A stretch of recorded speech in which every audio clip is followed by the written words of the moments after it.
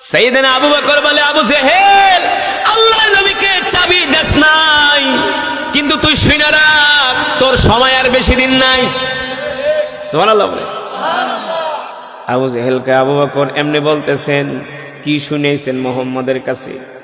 মুহাম্মদে নতুন নতুন কথা বলে আর সেগুলা শুনলেন না লাফান। সাইয়েদনা আবু বকর বলে, এ আবু জেহেল শোন রে, আল্লাহর নবী বলছে তোর সময় আর বেশি দিন।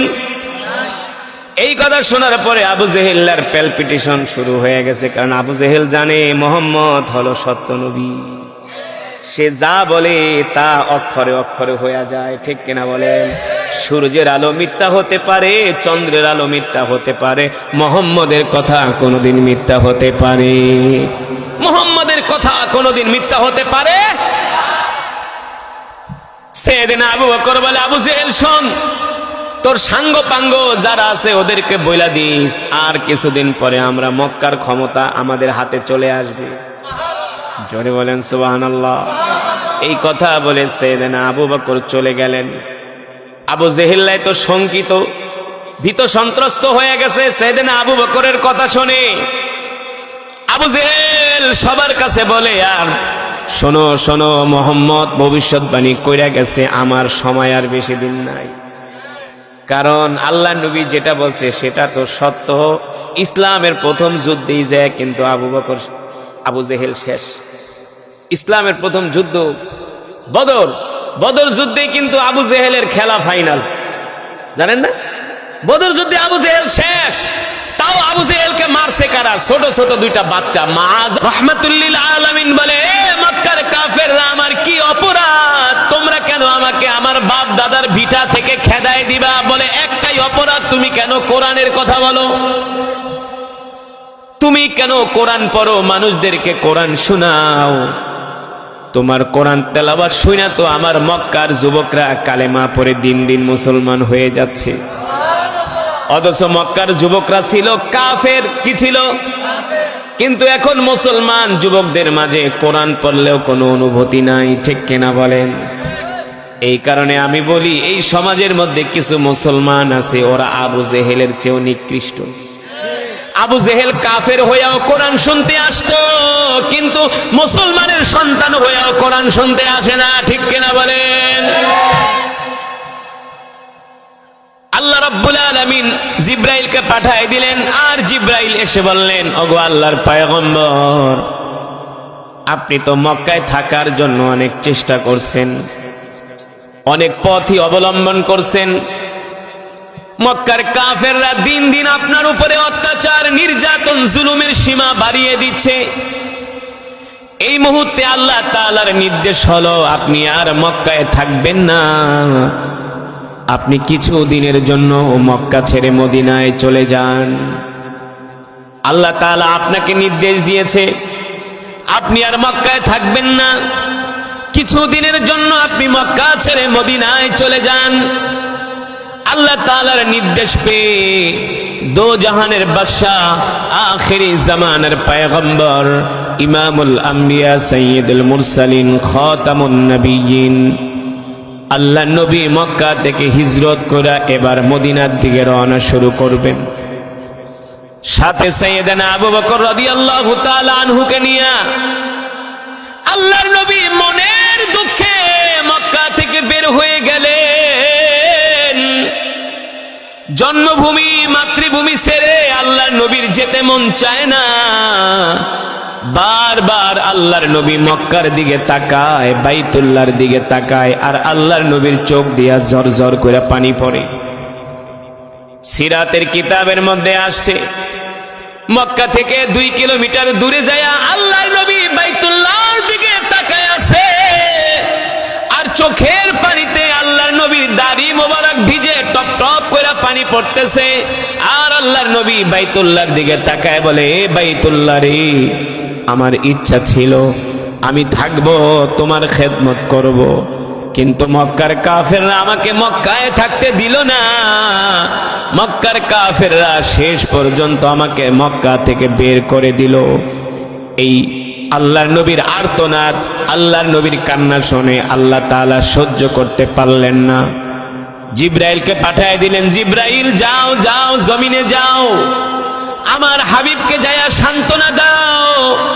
আমার হাবিব আমার কোরআন পড়ার কারণে, কোরআনের দাওয়াত দেওয়ার কারণে, কোরআনের বয়ান করার কারণে মক্কার কাফেররা আমার নবীকে মক্কা থেকে বের করে দিছে। আমার নবীকে যাইয়া সুসংবাদ দিয়া দাও, ওগো আল্লাহর পয়গম্বর, আপনি এখন মক্কা থেকে মদিনায় যাচ্ছেন, আপনি আর সাথে আবু বকর, আপনি আর সাথে দুইজন। বেশি দিন আর সেই দূরে নয়, আল্লাহ তাআলা আপনার জন্য সুসংবাদ দিয়ে দিছে, আপনি আর কিছুদিন পরে দুইজন না 10,000 সাহাবী নিয়ে আপনি মক্কা বিজয় করবেন। 10,000 সাহাবী নিয়ে মক্কা বিজয় করবেন। আল্লাহর নবী যখন মক্কায় কোরআন পড়তেন, মক্কার কাফেররা বাইতুল্লাহ পর্যন্ত আল্লাহর নবীকে ঢুকতে দেয় নাই।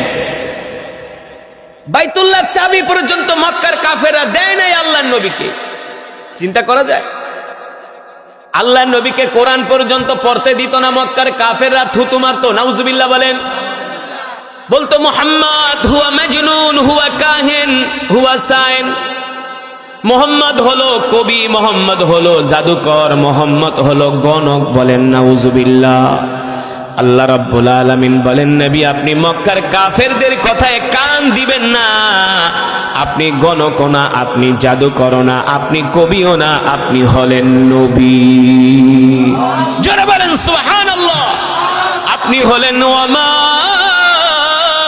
আরসালনাকা ইল্লা রাহমাতাল লিল আলামিন। আপনি হলেন রাহমাতুল লিল আলামিন। আল্লাহ নবী মক্কার কাফেরদের কাছে চাবি চাইলে, এই মক্কা থেকে তো চলে যাবো, একটু চাবিটা দাও না, একটু বাইতুল্লাহ ঢুকি। বলে মুহাম্মদ আনতা ফকির, তুমি গরিব, তোমাকে মক্কার চাবি দেওয়া হবে না। নাউজুবিল্লাহ। তোমাকে বাইতুল্লাহর চাবি দেওয়া হবে না। আল্লাহ নবীকে এমন ভাবে অপমান করলেন। সাথে সাইয়েদনা ওমর কে, ওমর কে, যাকে বলা হয় মেজাজে ওহী, যার সিদ্ধান্ত অনুযায়ী আল্লাহ তাআলা কোরআনুল কারীমের 21 জায়গায় আয়াত নাজিল করছে। কয় জায়গায়? সেই ওমর আল্লাহর নবীর পাশে দাঁড়ানো। ওমর বলে শুধু অর্ডার দেন, দেখেন কিভাবে সাইজ করি। আল্লাহ রাসূল বলে, ওমর ইসবির ওয়ালা তাগদাব।